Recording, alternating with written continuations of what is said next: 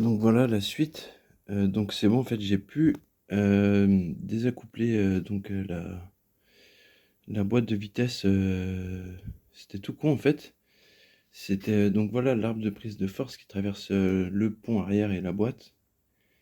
Et donc au bout, donc là on est sur le l'arrière, mais ça c'est au milieu. Mais donc en fait, on voyait en bout là, il y avait donc le carter avec les deux roulements superposés sur l'arbre de prise de force, donc sur le bas en fait. Et il a fallu que je retire les deux roulements.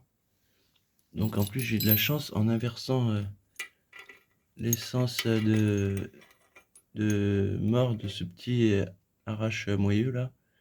Avec eux là que j'avais retravaillé un jour, j'ai eu de la chance, j'ai pu passer entre le roulement de derrière du fond et le pignon, parce qu'il y a un pignon lui là. J'ai pu passer pile entre et j'ai serré, les deux roulements sont venus. Et après, ça s'est enlevé. Donc l'arbre du dessus, l'arbre cannelé, là, il s'est enlevé tout seul, lui. Donc il était plus prisonnier. Et après, j'ai pu sortir la boîte avec l'arbre complet par devant, là-bas. Voilà, donc le problème qu'il y a maintenant, une fois que j'ai démonté, donc il a fallu que j'enlève cet arbre au-dessus, là, qui est là, que j'ai bien rangé bien gentiment, sans rien perdre.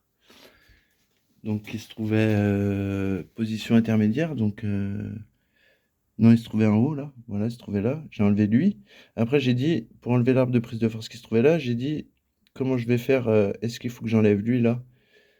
Que c'était quand même bien que je prends des vidéos parce que ça me permet après de pouvoir récapituler et remonter correctement. Donc là on est dans le bon sens, voilà. Donc j'ai enlevé celui du haut. Lui, ben du coup, il fallait que je l'enlève, mais il fallait que je retire cette bague là. C'est un circlips mais sans oreille en fait, c'est une bague qu'il faut écarter, c'était bien la merde, donc je dis je laisse en place, je vais essayer de voir si je peux pas y faire par dessous. Un peu la merde à une main. Et donc après j'ai fait par là, par la trappe de visite de la... Ça c'est sortie de prise de force ventrale. Pour mettre un plateau de coupe par exemple sous le tracteur. Donc ça je l'avais enlevé déjà auparavant. Et je suis passé par là en fait, j'ai enlevé le roulement, le circlips de Starb là. Donc voilà, ici là j'ai enlevé, non ça c'est l'arrière, ça c'est voilà l'avant. J'ai enlevé le circlips roulement qui se trouve là là et j'ai pu après chasser la pièce en question qui se trouve là. Et ça en fait, alors ça c'est particulier parce que cette pièce là, voilà, on voit que, alors c'est compliqué à filmer à une main, mais en fait si vous voulez, pas l'éclater, ils sont pas trop plus que ça. Ça, voilà, c'était en un seul morceau avec tout ça dedans et le circlips juste derrière le roulement là qui est pris ici là. Donc ça j'ai retiré. Donc j'ai retiré ça. Et ce qu'il y a, c'est qu'en fait ça là, cette pièce là là, et ben si vous voulez, c'est un rouleau qui est calé dedans, enfin qui a les rouleaux excentrés en fait. Je pense que ça en fait c'est un roulement. Donc la grosse cassette se déplace comme ça sur l'arbre via la, la fourchette ici là, ça se déplace tout comme ça. Mais ça en fait, ça doit être un roulement roue libre qui fonctionne que dans un sens et pas dans l'autre en fait.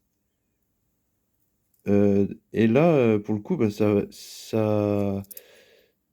je pouvais en fait arrêter. C'est pas solidaire en fait, des dents au milieu. Enfin, je sais pas si vous comprenez, mais c'est, à mon avis, c'est mort parce qu'en plus, donc j'ai enlevé, là, je l'ai renfoncé là le roulement, mais j'ai sorti le roulement rouleau et pas là.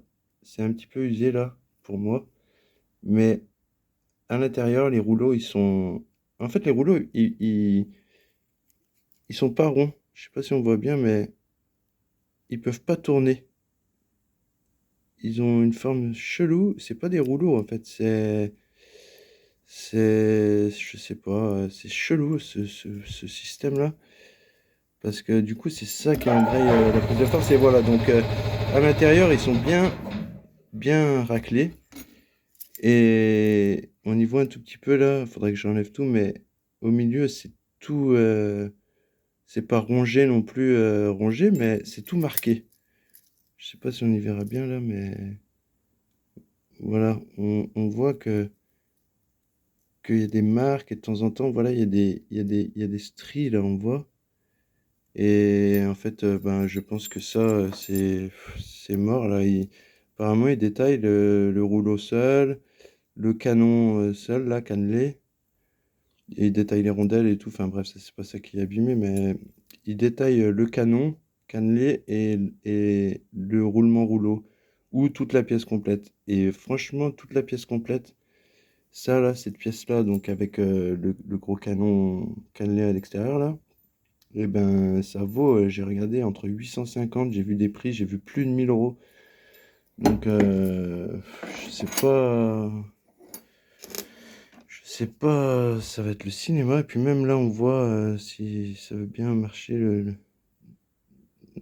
la vidéo, que on voit que c'est raclé aussi.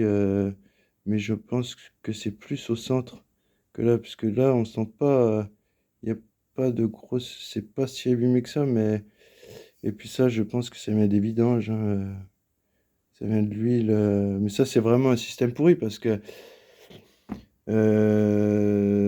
Enfin, j'arrive pas trop à comprendre le système. Je pense que c'est peut-être un système roue libre. Si on a à l'arrière du tracteur un outil qui a de l'inertie, ça évite d'avoir une roue libre sur l'outil et ça protège de la casse. Peut-être si avec l'inertie de l'outil, je sais pas, ça protège peut-être de la casse tous les autres éléments dans la boîte, j'en sais rien, mais avant, c'était enfin, celui que j'ai fait le Kubota il y a pas si longtemps, c'était, on voit bien là que ça, c'était le pignon des vitesses de prise de force qui se promenait, et ça, en l'occurrence, c'était la première vitesse. Le pignon de première vitesse, et ben, on voit qu'il manque des dents. Donc oui, c'est con, ça fait ouvrir pour changer un pignon, et voilà, on voit qu'il y a des crabot. C'est un pignon qui se promenait, qui se mettait dans des autres crabot d'un autre pignon. La vitesse se faisait comme ça. Donc là, on est vraiment solidaire, en quelque sorte, de l'arbre, en fait. Une fois que ça crabote, voilà, la vitesse, elle est enclenchée, quoi. Après, pour le coup, voilà, ça. Mais une pièce comme ça, moi, j'ai payé ça, enfin, 60 euros, quoi, le pignon. Donc, le fait que, voilà, cette pièce coûte cher, ça, c'est vraiment embêtant, parce que là, je pense pas qu'on peut faire autre chose que changer cette pièce. Parce que je vous dis, le tracteur, quand il tournait, donc là, il n'y a pas de vitesse de prise de force. Elle est soit enclenchée, soit je pense que ça fonctionne avec les tours minutes au tableau de bord, mais c'est soit on ou off. Mais quand c'était enclenché, la prise de force, et ben derrière la, l'arbre cannelé, et ben on pouvait l'arrêter à la main.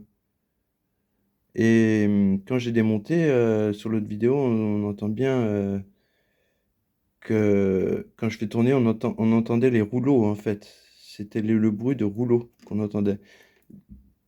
Donc ça, ben en fait, c'était plus embrayé qu'en fait. Donc voilà, il n'y a rien d'abîmé. J'ai dit peut-être que c'est un problème de cannelure sur l'arbre. De toute façon, ça peut pas être 36 trucs. Ça, à la limite, il faudrait le souder même, tout faire d'un bloc qui se promène comme ça. Et puis après, ce qu'il y a, c'est que ces dents-là, dès qu'elles vont mordre dans le pignon, je sais pas si ce serait. Enfin voilà, c'est un peu un système. Ouais. Donc on verra bien par la suite ce qui se fera. De toute façon, je pense que tout se répare, mais bon, après, c'est en fonction du prix. Donc voilà, ben, restez pour la suite. Moi, de toute façon, j'ai toujours tout réparé. Et la cause, eh ben, c'est sûr que c'est ça, quoi. Donc voilà. Ben, merci d'avoir regardé et si ça vous a plu, ben, n'hésitez pas à vous abonner, partager et à mettre un pouce en l'air. Merci bien.